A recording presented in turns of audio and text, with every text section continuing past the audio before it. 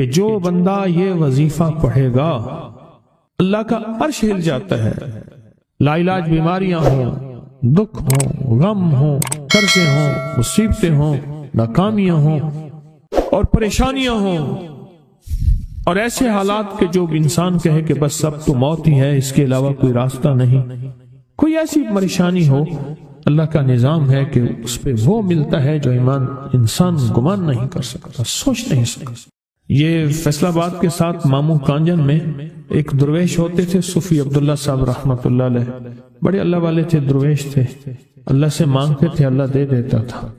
تو مجھے ان کے ایک شاگرد نے بتایا، اردو بازار لاہور میں ہوتے تھے، کہنے لگے کہ میں ایک دفعہ گیا تو مجھ سے فرمانے لگے کہ میرے سارے کے سارے طالب علم استاد جمع ہو کے آ گئے کہ ہمارے جو ہے وہ ہمارے راشن نہیں، کھانا پینا کچھ نہیں، تنخواہیں نہیں ملی، سب چیز ختم ہو چکی ہے، تو اب ہمیں اجازت دے دیں، آپ کے پاس تو ہے نہیں. اچھا فرمایا مجھے چند دن دے دو، جتنے اور دن صبر کر لیا، چند دن مجھے دے دو. تو فرمایا پھر بیٹھ گئے مصلی اور جو سورۃ فاتحہ پڑھی نا جب آتے تھے نا، ایاک نعبد و ایاک نستعین، اس کو جو وجدانی کیفیت کے ساتھ دل کی گہرائیوں اندر کے درد کے ساتھ پکارتے تھے، اتنا درد، اتنا غم، اتنا درد، اتنا غم جو پکارتے تھے کہ ایسے محسوس ہوتا تھا کہ زمین ساری کی ساری ہل رہی اور ہر طرف ایک نظام چل رہا ہے. اور جب پھر اس صورت کو پورا کرتے تھے، پھر سورۃ فاتحہ پڑھتے تھے، اور جب پہنچتے تھے ایاک نعبد و ایاک نستعین، پھر ایسے ہی جو ہے اس کو دہراتے تھے. پر بات یہ ہے وہ دعا پڑھتے نہیں تھے، مانگتے تھے. ایک ہے دعاؤں کا پڑھنا، ایک ہے دعاؤں کا مانگنا. وہ دعا پڑھتے نہیں تھے، مانگتے تھے. اور اللہ مانگنے والے کو دیتا بھی ہے، اللہ مانگنے والے کو عطا بھی کرتا ہے، اور اللہ کی رحمت مانگنے والے کے ساتھ سدا رہتی ہے، ہمیشہ رہتی ہے. وہ دعا پڑھتے نہیں تھے، مانگتے تھے. بس کہا کہ ایسے مانگے، ایسا مانگا، ایسا مانگا کہ اللہ پاک کو ترس آیا. چند ہی دنوں میں فرمایا اللہ نے دکھایا کہ یہ دیگ ہے سونے کی بھری ہوئی ہے، اور میں نے آپ کے حوالے کر دی، اور تھوڑا سی ایسے جگہ ہٹائی تو وہ دیگ نکل آئی. تو فرمایا پھر مٹھیاں سونے کی بھر بھر کے دیتے تھے اور کہتے تھے اس کو حسب ضرورت خرچ کرنا، خیال کرنا، کہیں فضول خرچی نہ کرنا، اسراف نہ کرنا. اللہ کے خزانے ہیں اور برکت والے ہیں، کہ اللہ ناراض ہو کے چھین نہ لے، کہ اللہ ناراض ہو کے چھین نہ لے. مجھ سے ایک صاحب کہنے لگے کوئی ایسا عمل بتائیں، کوئی ایسا عمل بتائیں کہ میں چاہتا ہوں میری 7 نسلوں میں رزق ختم نہ ہو، جو مہنگائی اور حالات اور پریشانیاں میں دیکھ رہا ہوں. کوئی ہے عمل؟ میں کہا بالکل ہے. میں نے کہا روزانہ 40 منٹ بیٹھ، 40 منٹ صبح دوپہر شام، جو تیری تنہائی کا وقت ہو، کہ یا اللہ دنیا میں ایسی جگہ کوئی کہیں ہوتی، اکیلے بیٹھے رہتے یاد تیری دل نشی ہوتی، اکیلے بیٹھے رہتے یاد تیری دل نشی ہوتی. 40 منٹ کوئی ایسا بیٹھ 40 منٹ اس انداز سے مصلی پہ، کہیں بستر میں، کہیں ایسی جگہ جہاں سوئے نہیں، اور بس صرف ایک بار سورۃ فاتحہ پڑھا، اور اس کے بعد ایاک نعبد و ایاک نستعین کو دوہرا. جاگ رہے ہیں، دیکھتے رہیں، مجھے دیکھتے رہیں، میں آپ کو دیکھتا رہوں. آپ اللہ کے اور اس کے حبیب کے مہمان ہیں، آپ کو دیکھنا بھی ثواب ہے، آپ کو دیکھنا بھی ثواب. تو میں نے اسے عرض کیا کہ بس اس کو وجدان سے پڑھو، ایسے پڑھ کے رونگٹے کھڑے ہو جائیں، آنسو بہنے لگ جائیں، دل کے اندر کا درد اور دل کا اندر کا غم اور اللہ کے سامنے حاضری، استحضار، اور یہ کیفیتیں تیری ہوں کہ بس اس کے علاوہ کوئی مجھے یاد نہ رہے. اس درد سے پڑھو 40 منٹ. 40 کے عدد کے ساتھ کائنات کے رازوں کا بڑا تعلق ہے.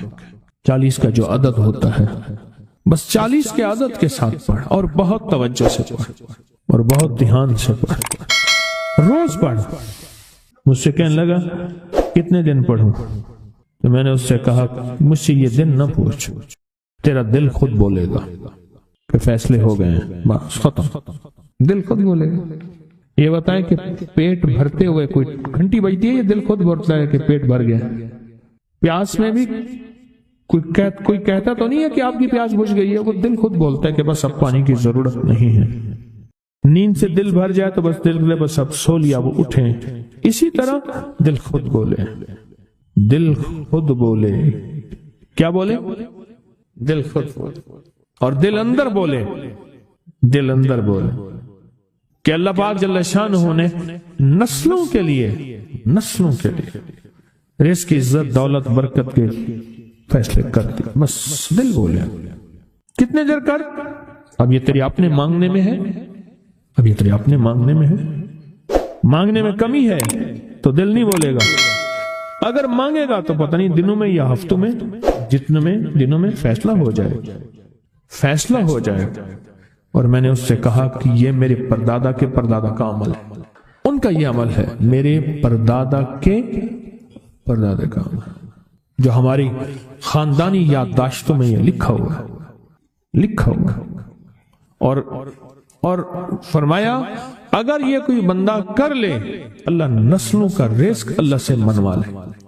اور میں نے اس سے کہا خیال کرنا، رزق کے روحانی ساتھ منوانا، رزق کے روحانی ساتھ منوانا، رزق کے روحانی ساتھ منوانا، ورنہ دولت، مال، چیزیں مل جائے گی جس کے بارے میں کہا جاتا ہے کہ بعض بندے ایسے ہوتے ہیں اللہ پاک ان سے لقمے نہیں چھینتا، سجدے چھین لیتا ہے۔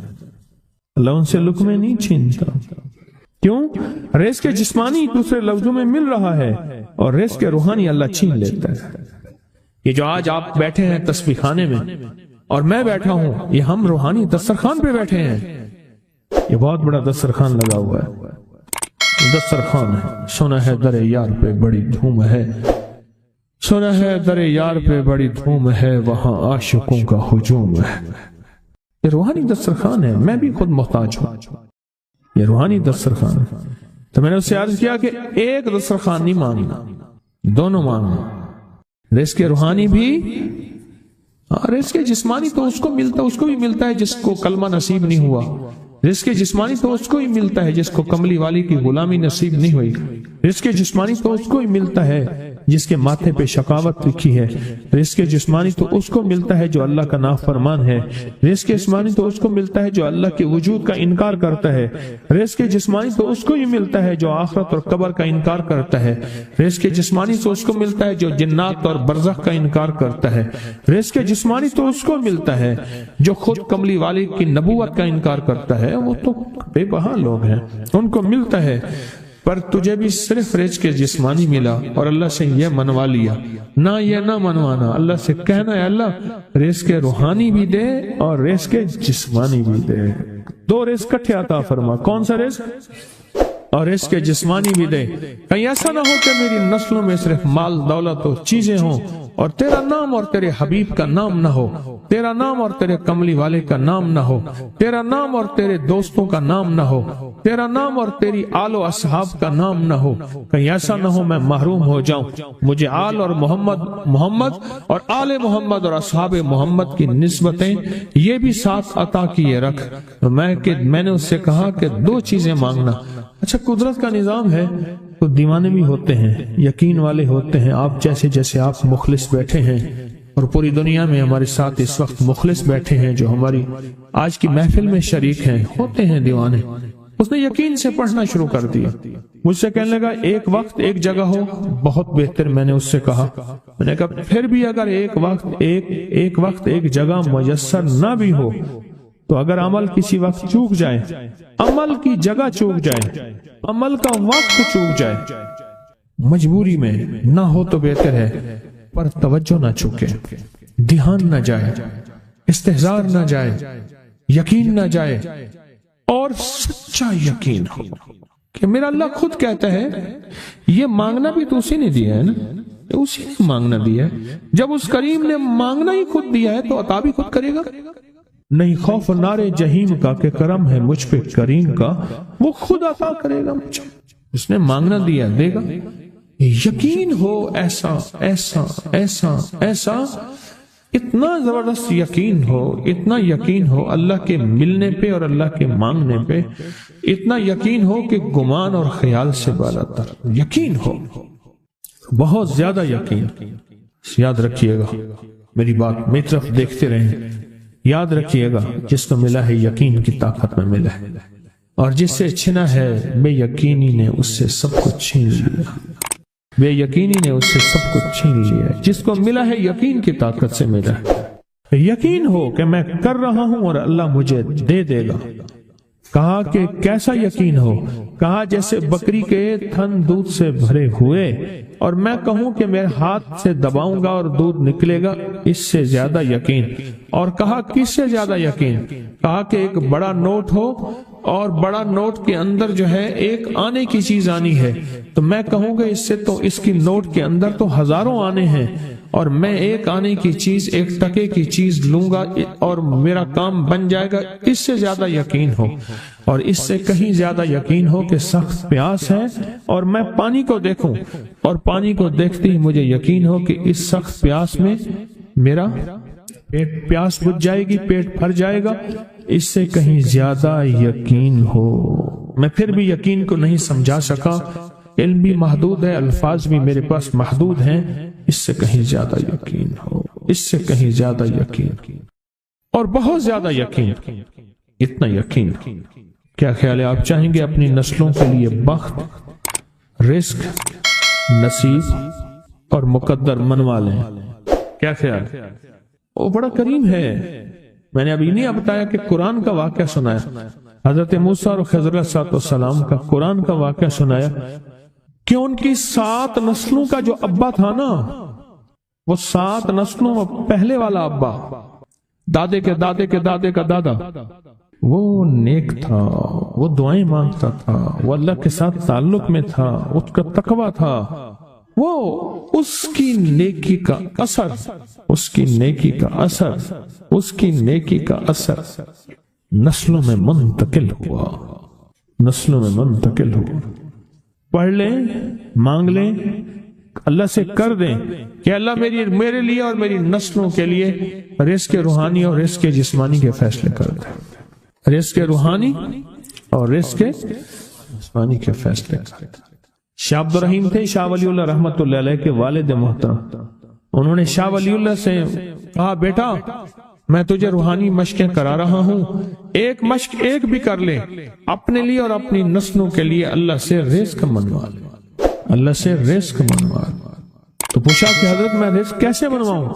وہ میں کہ کچھ وقت ایسا نکالا کر، ایسا وقت نکالا کر 2 گھڑی اور 3 گھڑی کا، ایک ساتھ 2 گھڑی اور 3 گھڑی، ایک ساتھ تقریباً 21 منٹ کی ہوتی ہے، تقریباً 21 منٹ کی، 2 ساتیں مل جائیں تو 40 منٹ بنتے ہیں، تو ایک ساتھ 2 ساتھ 3 ساتھ کی گھڑی میں کہ بیٹھ کے نا سورۃ فاتحہ اور اس میں ایاک نعبد و ایاک نستعین کا تکرار اور استحضار کیا کر، اور ایسا کیا کر تیری آنسوں بہیں، تیرا دل روئے، تیری آنکھیں روئیں، تیرے رونگٹے کھڑے ہوں اور رواں اور اس کے اندر سے تیرا پل پل، تیرا من، تیرا جذبہ، تیری سوچیں بولیں، کیا بولے؟ ایاک نعبد و ایاک نستعین۔ ایک میلہ تھا اللہ کے نیک بندوں کا، تو اس میں 70 اولیاء جمع ہوئے، 70 اولیاء جمع ہوئے۔ ہر اللہ کے ولی نے کہا کہ آپ کوئی ایسا وظیفہ بتائیں، ایسی تصویر بتائیں، ایسا ذکر بتائیں جو اللہ کے عرش کو ہلائے اور جو اللہ کی ذات کو متوجہ کر دے، جو اللہ کے تعلق کو نصیب کر دے، کوئی ایسا ذکر، کوئی ایسی تصویر بتائیں۔ فرمایا سب نے بتایا کہ سورۃ فاتحہ ہے، اور اب سب سے پوچھا سورۃ فاتحہ میں کوئی ایسا جز بتائیں جو سورۃ فاتحہ کا دل ہو۔ سورۃ یاسین قرآن کا دل، لیکن سورۃ یاسین کا دل سلام قولا من رب الرحیم۔ ہر سورت کے اندر اللہ پاک نے کچھ نعمتیں، کچھ نکتے رکھے ہیں، تو فرمایا سورۃ فاتحہ کا دل۔ تو میلے میں جتنے بھی اولیاء 70 بیٹھے تھے، سب نے کہا کہ اگر سورۃ فاتحہ کا دل پانا ہے تو وہ صرف کیا ہے؟ ایاک نعبد و ایاک نستعین۔ اس کا مفہوم عام سادہ سے یہ ہے کہ مولا غلامی تیری، در کسی اور کا۔ جب غلام تیرے ہیں، منگتے تیرے ہیں، بھکاری تیرے ہیں، محتاج تیرے ہیں، پھر در بھی تیرا ہے، پھر در بھی تیرا ہے، اور کسی کا در مولا نہیں ہے، پھر در بھی تیرا ہے۔ تیرے در کے ہم محتاج، تیرے بر کے ہم غلام۔ تو میں نے اس سے کہا کہ یہ وظیفہ کر، سارا دن پڑھی ایاک نعبد، اور کام بھی کرتا رہے، وضو بے وضو چلتا بھی رہے، یہ پڑھتا بھی رہے، پڑھتا بھی رہے، پڑھتا بھی رہے، چند دن چند ہفتے یہ عمل کر، اور رات سوتے ہوئے سورۃ فاتحہ پوری کر 40ویں، اور پھر درود پاک پڑھتے پڑھتے سو جا۔ 70 اولیاء نے فرمایا کہ جو بندہ یہ وظیفہ پڑھے گا اللہ کا عرش ہل جاتا ہے، اور فرشتوں میں کوہرام مچ جاتا ہے، اور فرشتوں میں اللہ کے بارگاہ میں فریادیں ہوتی ہیں کہ یا اللہ یہ بندہ ہے اور اس نے یہ عمل کیا ہے، یہ وظیفہ کیا ہے، اور ابھی تک اس کی دعا قبول نہیں ہوئی، اس نے یہ مانگا ہے ابھی تک دعا قبول نہیں ہوئی، فرشتوں میں یہ کوہرام مچ جاتا ہے۔ ایک اللہ کے دوست تھے، سوتے سوتے ایک دم اٹھ بیٹھے، اٹھنے کے بعد وجدانی کیفیت کے ساتھ جو ہے یہ وظیفہ پڑھنے لگے۔ تو کسی نے پوچھا کہ حضرت کیا ہوا؟ فرمایا میں نے دیکھا کہ اللہ کے عرش کے نیچے جنتی ہیں اور وہ ٹہل رہے ہیں، اور سب کی زبان پہ یہی وظیفہ ہے، ایاک نعبد و ایاک نستعین، سب کی زبان پہ یہی وظیفہ ہے اور سب یہی پڑھ رہے ہیں۔ میری ایک درخواست ہے، سورۃ اخلاص 2 تسبیح زندگی کا معمول بنا لیں، اس کو تو کبھی نہ چھوڑیں۔ کیا خیال ہے؟